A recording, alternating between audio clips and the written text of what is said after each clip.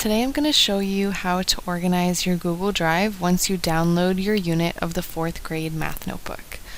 When you download from Teachers Pay Teachers, your folder will look something like this, with all of the resources grouped together, because at the moment subfolders are not allowed when we upload Google resources to Teachers Pay Teachers.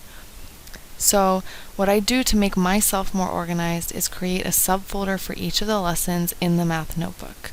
You can organize it however you like. You can even leave it like this if you want.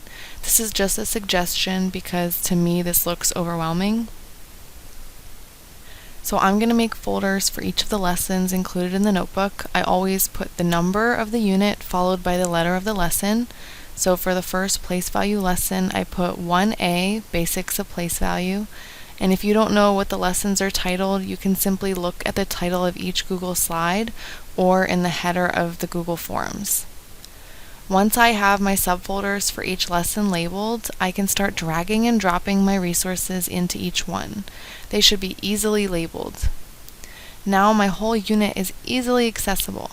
And once you gather more resources for your small groups or rotations, you can just drop them into each subfolder or into the main unit folder.